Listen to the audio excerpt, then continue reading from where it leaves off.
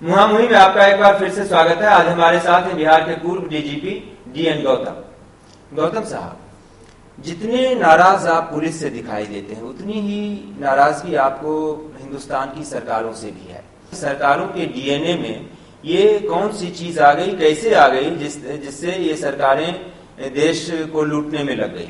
हमको लगता है कि इन सरकारों का एक तबका कदाचित आजादी से पहले से जब इंटरिम गवर्नमेंट्स बनी, इसमें बहुत सारे लोग ऐसे थे जो विदेशियों के लोग थे। ऐसे लोग आजाद भारत की सरकार में शामिल हो गए, ऐसा लगता है। जी जी जी। मुझे उन डॉक्यूमेंट्स का एक्सेस तो नहीं है, लेकिन भ्रष्टाचार के आलम को जब हम आज देखते हैं और जो काला धन इस देश का बाहर जमा है और सर्वोच्च न्यायालय के आदेश के बावजूद भी उन लोगों के नाम जाहिर नहीं करने की जो सरकार की अनिच्छा और उसके साथ बहुत सारी चीजें, घटनाक्रम जो एक साथ हो रहे हैं उनको देखकर, अगर सिस्टम में बैठे या उनसे कनेक्टेड, रिमोटली कनेक्टेड भी लोगों पर कोई ऐसी बात बनती है तो मुझे लगता है कि विदेशी एजेंसियां इसका लाभ जरूर उठाती हैं।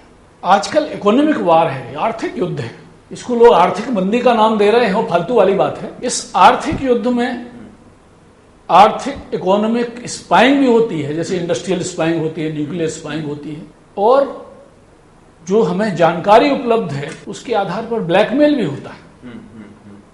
जैसे ये बहुत प्रचलित चीज थी, सरकार में अगर कोई मंत्री है और उस पर आरोप है और उसने एक स्टेटमेंट दे दिया उठपटांग, तो उसको सही जगह पर एक कप चाय के लिए बुला लिया जाता था और डिस्क्रीटली फाइल सामने रखी हुई है जिसकी हेडिंग वो स्पष्टता पढ़ सकते हैं, इतने से वो संतुष्ट हो जाते थे, देख लेते थे कि भाई इसके क्या। तो ये जो स्थिति है ये किसी एक सरकार या एक आदमी या इस तरह की नहीं है, पूरे देश को और पूरे देश के राजनेताओं को मिल बैठ के सोचना होगा। ये भ्रष्टाचार और इसकी घटनाएं कहीं हमारे देश के हितों को हॉस्टिस तो नहीं बना रही हैं। टेक्नोलॉजी इस तरह है कि जानकारियों का उपयोग अपने हिसाब से फैसले कराने में लिया जाता है। ये फैक्ट ऑफ लाइफ है। हर आदमी की कुछ ना कुछ प्लस पॉइंट होता है, कुछ नेगेटिव पॉइंट होता है। कहीं किसी कागज में उसके में अगर कोई दाग पड़ा हुआ है तो वो इनको आपस में बैठ करके they should come clean and decide कि भाई देश के हित को कैसे परस्यू किया जाए ताकि हमारा सिस्टम ब्लैकमेल नहीं हो।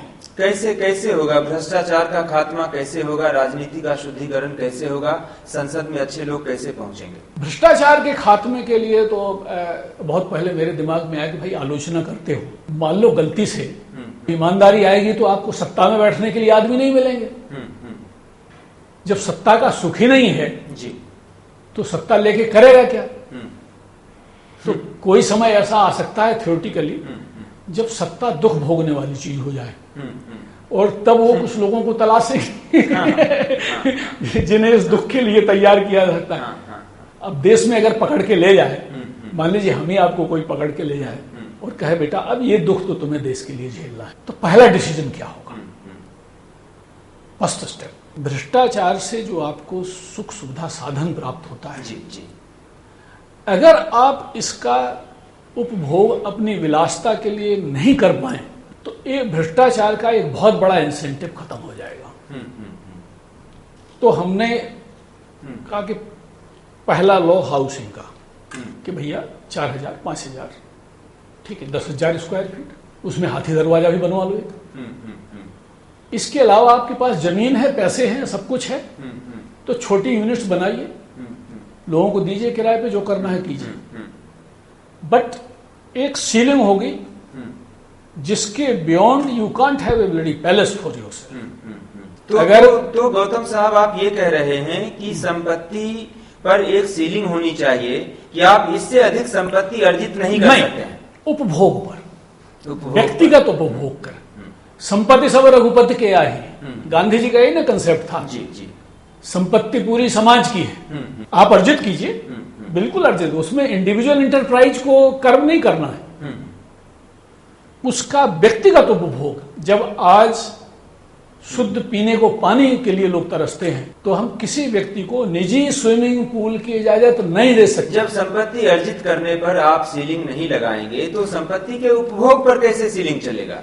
संपत्ति के उपभोग कर सीलिंग प्रैक्टिकल है। स्विमिंग पूल की लोग इजाजत लेता आपसे। जी जी। स्विमिंग पूल में पानी वो वहां बनाते नहीं है हाइड्रोजन और ऑक्सीजन मिला के जी, वो आपके सप्लाई सिस्टम से आता है जी।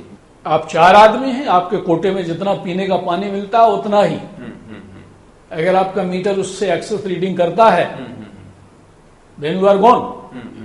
आपका 100 टाइम्स आप पे चार्ज। इस तरह का सिस्टम जो आप कह रहे हैं दुनिया के किसी मुल्क में है? ये बात मेरे भी दिमाग में आई थी जी। फिर मैंने सोचा इसकी पड़ताल कौन करे। अगर ये लागू करने का मौका हुआ तो वो पड़ताल में कर लूंगा और अगर नहीं होगा कहीं भी तो इस सवाल का उत्तर देने के लिए लोग ये कह सकेंगे कि भारत पहला मुल्क है जिसने अपने गरीबों की हैसियत को ख्याल में रखते हुए बड़े लोगों के उपभोग पर थोड़ा अंकुश लगाया। इतना भी नहीं कि आप बेचैन हो जाएं, लेकिन इतना भी नहीं कि आप पागल हो जाएं। ठीक है, एक कदम आप ये उठाएंगे कि उपभोग पर आप सीलिंग लगा देंगे। नंबर 2, जो भी आदमी पब्लिक ऑफिस होल्ड करना चाहता है, चाहे इलेक्टिव हो चाहे सिलेक्टिव हो, इन एनी कैपेसिटी, उसके बच्चे नेसेसरली सरकारी विद्यालय में ही पढ़ेंगे। सरकारी विद्यालय को इंप्रूव करने का यही एक उपाय है। जब हुक्मरानों के बच्चे एक समय पे जिला स्कूल में डीएमएसपी सबके डिस्ट्रिक्ट सबके बच्चे पढ़ते थे जी। जिला स्कूल का स्टैंडर्ड क्या था? हम एजुकेशन सिस्टम रन कर रहे हैं लेकिन हमारा उसमें रन करने वालों का कोई स्टेक नहीं है। हम उसको गरीबों की मंडी के तौर पे रन कर रहे हैं, इसलिए हमारी रुचि उसमें सिर्फ मनरेगा के मजदूर निकालने की है। अगर आपको देश में कहीं किसी पोस्ट पर साहब बनना है, मंत्री बनना है, पार्षद बनना है, बच्चे पढ़ेंगे सरकारी विद्यालय में, वरना देश तो आप ये कह रहे हैं कि शिक्षा का प्राइवेटाइजेशन जो है वो नहीं होना चाहिए? नहीं, आप शौक से पढ़ाइए, आप हार्डवर्ड ले जाइए, लेकिन आप मेरे मंत्री नहीं, you are unfit to rule me, क्योंकि आपको मेरे सिस्टम में स्टेक नहीं है। ठीक है, सरकारों में बैठे हुए लोगों के बच्चों को सरकारी स्कूलों में पढ़ना चाहिए। तीसरा, आप ये नहीं समझते हैं कि ये 2 लागू करते करते मेरी सरकार गिर जाएगी? ठीक है, सरकार बनाने की बात जब हो ही गई है गौतम साहब, तो अभी मनमोहन सिंह इतिहास बना रहे हैं। ये जो सारे बड़े और कड़े फैसले उन्होंने लिए हैं, रिटेल में एफडीआई और तमाम फैसले, एविएशन में एफडीआई, नहीं, सारी चीजों को जोड़िए आप। उनके कहीं 2 लाख करोड़, कहीं इतने लाख करोड़, कहीं उतने लाख करोड़, वो सब एक ही इतिहास का हिस्सा है। एफडीआई के सवाल को अगर आप समझने की चेष्टा करें जी, आपको याद होगा कि डंकल और डब्ल्यूटीओ चले थे जी। उसमें एक होता था कोटा रिस्ट्रिक्शंस, यानी आप इतना ही माल दूसरे देश को बेच सकते हैं। उस कोटा रिस्ट्रिक्शन में लुधियाना की टेक्सटाइल इंडस्ट्री मर गई जी। और हुआ क्या करें साहब, ये तो इंटरनेशनल कमिटमेंट है। तो हमने अपने लोकल इंडस्ट्रीज को मार डाला जी जी।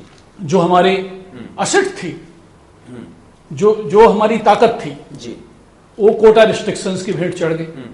अब उसी पॉलिसी के प्रणेता दूसरे देशों के लिए खुला सिमसिम कर दिया जी, भाई सामान लाओ बेचो, और कहा स्थिति वैसे ही भयावह है।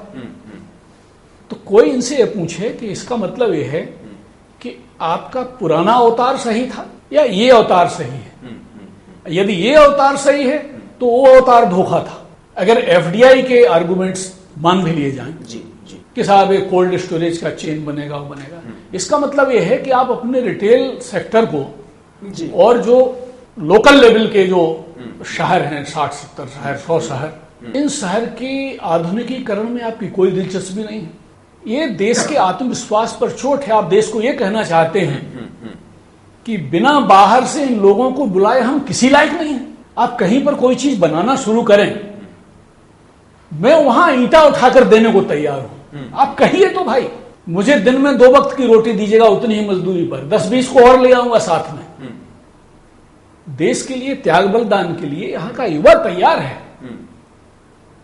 आप क्यों अपनी गर्दन गिरा रहे हैं? अपनी टांगें तोड़ करके चूंकि सामने वाला बैसाखी दे रहा है हमको फ्री में, या अब अच्छी बैसाखी हमको पसंद आ रही है, तो टांग तोड़ के बैसाखी लेना बात समझ में नहीं आती। लेकिन इनकी दलील ये है कि पैसे पेड़ों पर नहीं उगते। आपको क्या लगता है पैसे कहाँ कहाँ उगते हैं? पैसे हवा में उगते हैं, तरंगों में उगते हैं, माइंस में उगते हैं, कहाँ नहीं उगते बंधु। और बिस्तरों के नीचे बच्चे भी देते हैं, सूटकेसों में वंश वृद्धि करते हैं। अरे पैसे तो मुझे लगता है इस देश की समस्या नंबर 1 जी भ्रष्टाचार है। माओवाद नहीं है समस्या नंबर 1, माओवाद भ्रष्टाचार की औलाद है। दूसरी भी जितनी भी चीजें हैं वो भी भ्रष्टाचार की औलाद है, और भ्रष्टाचार के खिलाफ पूरी बेरहमी से आंख बंद करके हमको टूटना पड़ेगा। ठीक है, उसमें हो सकता है 2-4 इनोसेंट जाएंगे, हो सकता है अब हमको भी लटका दें, हम तैयार हैं लटकने के लिए। लेकिन पुराना जूरिस्प्रूडेंस का जो प्रिंसिपल था कि एक इनोसेंट नहीं फंसे चाहे 100 छूट जाए, हम कह रहे हैं कि 100 को लटका दीजिए, मैं फंसने को तैयार हूं। लेकिन वो 100 की लिस्ट जो है वो रिकॉर्ड देख करके मैं आपको सप्लाई करूंगा। उन 100 को लटकाइए, 101 में पोल पर मुझे लटका दीजिए, कोई बात नहीं, देश के लिए तो जब भ्रष्टाचार ही सभी समस्याओं के पिताजी हैं, तो इस पापा का वध कैसे होगा? इस पापा की मम्मी बहुत मजबूत है, बल्कि इसकी वो है राजनीति। वो बहुत निर्लज्ज और बेहिया किस्म की हो गई है। वो आउट ऑफ वेडलॉक भी संतानें पैदा करती रहती है। तो क्या क्या पॉलिटिकल रिफॉर्म होने चाहिए? चूंकि आपने संविधान पर भी काफी अध्ययन किया है, आपको क्या लगता है संविधान में अगर 3 बड़े संशोधन करने की अभी जरूरत आप महसूस करते हो, तो वो 3 बड़े संशोधन कौन कौन से होंगे, एक एक वाक्य में?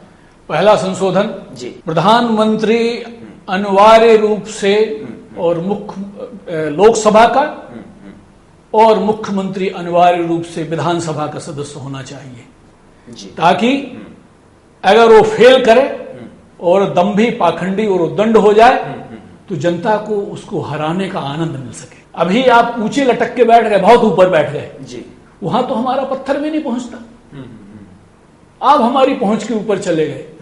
आपको कोई दूसरा कहीं कहीं कबाल मैनेज कर रहा है, कोई दूसरे मैनेज कर रहे हैं, ठीक है, ये नहीं चलेगा। ठीक है, ठीक है। दूसरा, जो सदस्य हैं वो अपनी कंस्टिट्यूएंसी को रिप्रेजेंट करें, दल को नहीं।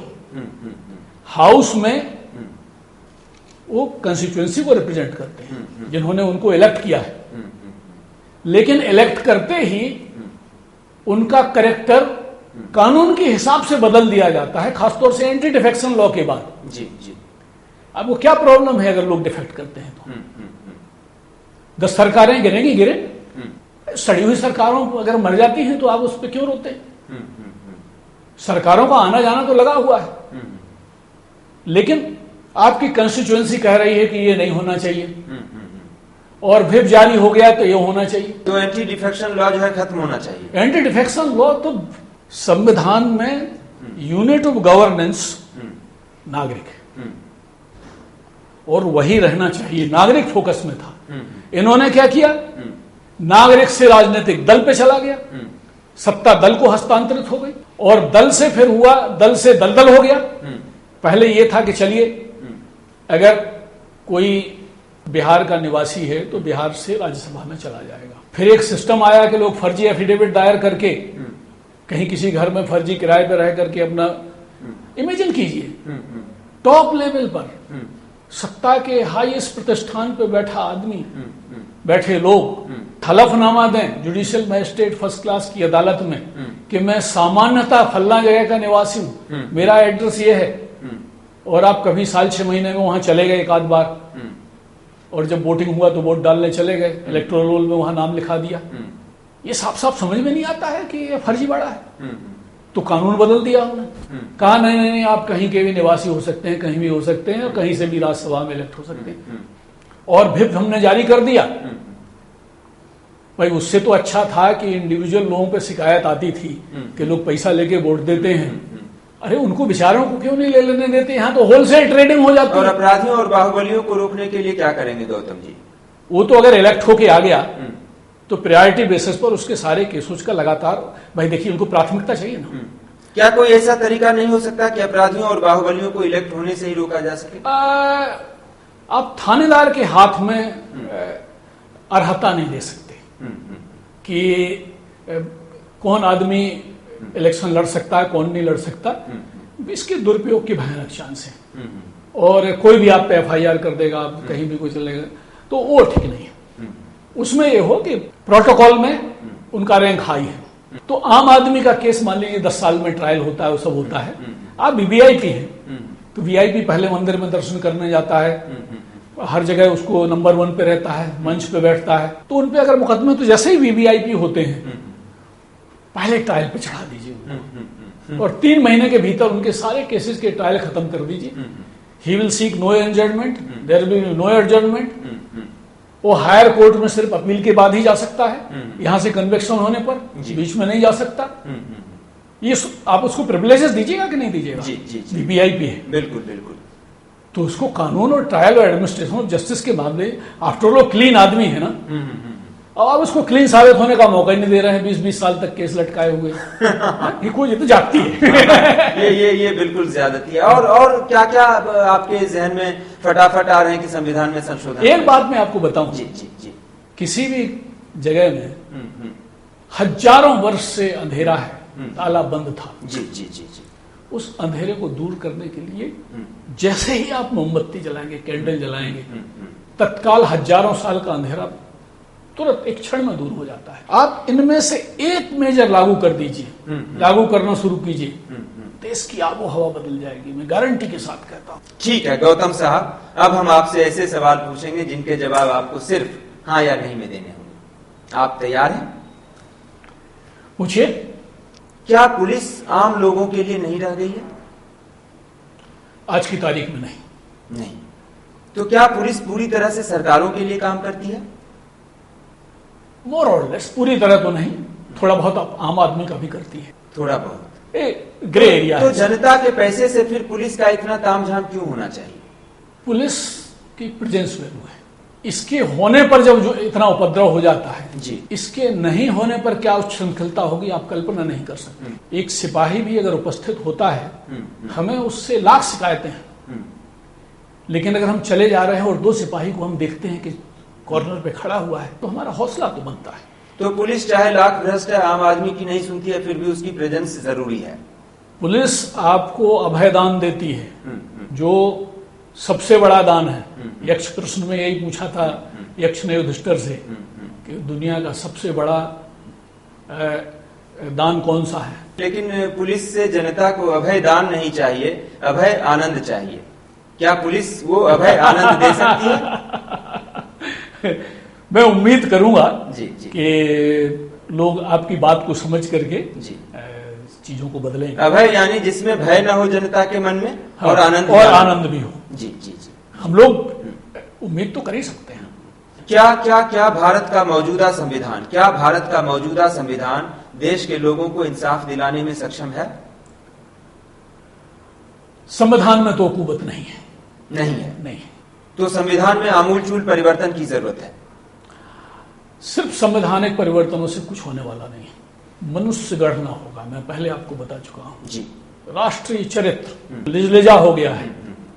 ठीक है। आरोप लगते हैं तो लोगों ने त्याग पत्र देने की प्रथा बंद कर दी है, लाखों करोड़ों का होता। अरे ठीक है, आप कहिए कि हम निर्दोष हैं, लेकिन जाओ महाराज, इस देश में अकाल नहीं पड़ गया है लोगों का।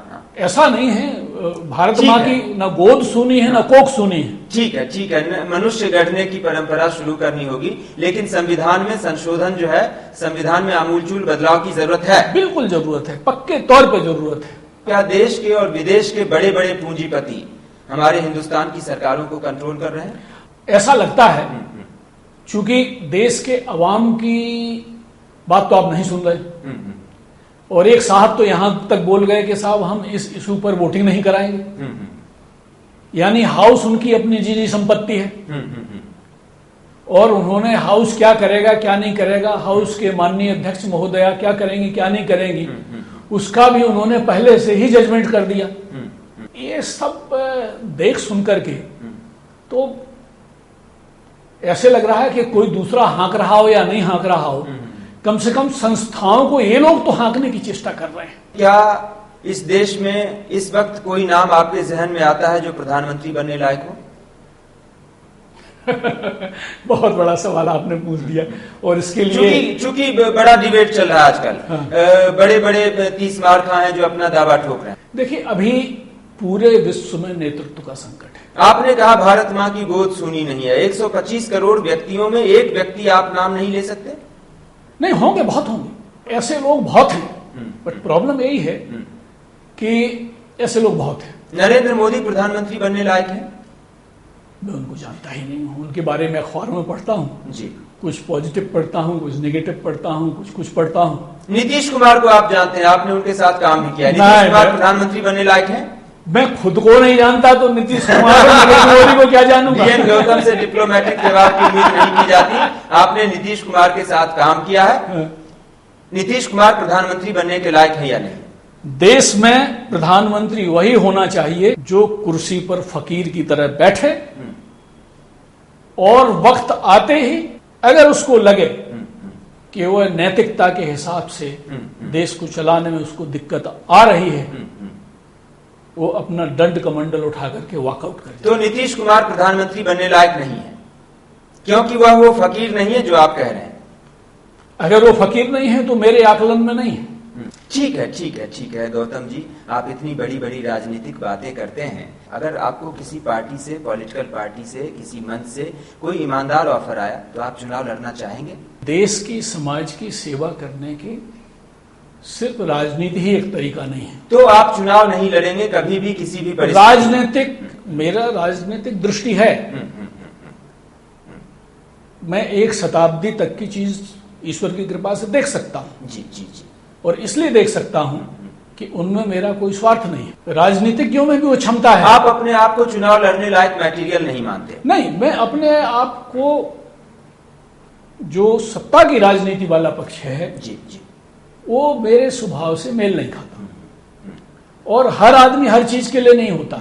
आप मुझे कल को पूछें कि आप सितार बजा सकते हैं कि नहीं बजा सकते, आप भारतनाट्यम कर सकते हैं कि नहीं कर सकते, तो मैं नृत्य को देख सकता हूं, अप्रिशिएट कर सकता हूं, एंजॉय कर सकता हूं, कदाचित उसकी आलोचना भी कर सकता हूं। ठीक है गौतम साहब, अब आपसे मैं एक आखिरी सवाल करता हूं। गीता में आपकी बहुत गहरी दिलचस्पी है। आप कृष्ण की बात करते हैं, बीजेपी राम की बात करती है।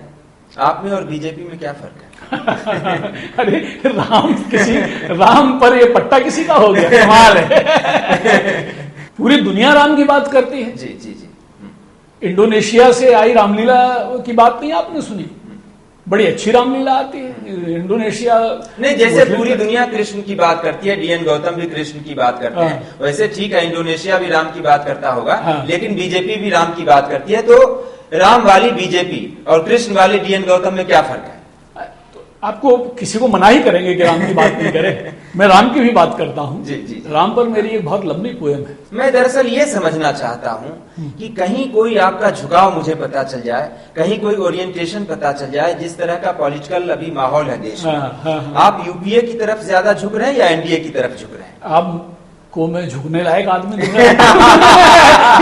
इस तरह की गाली तो मैं उम्मीद नहीं करता। मैं कभी झुका, मैं कभी झुकने वाला हूँ जी और ना झुकूंगा। तो मैं ऐसे ही तनकर खड़ा रहूंगा। जी। चलिए, इसी पॉजिटिव नोट पर हम उम्मीद करते हैं कि आपसे संदेश ले जनता भी तनकर खड़ी रहे और जितनी प्रतिकूल प्रतिगामी शक्तियां हैं उनके खिलाफ तनकर खड़ी रहे और झुकने के लिए तैयार नहीं हो। DN गौतम जी, आप हमारे बीच में आए, हमारे साथ आए, आपका बहुत बहुत शुक्रिया। धन्यवाद। और दर्शकों, आपका भी शुक्रिया। अगले हफ्ते किसी और कद्दावर हस्ती से हम बात करेंगे मुहांमुही।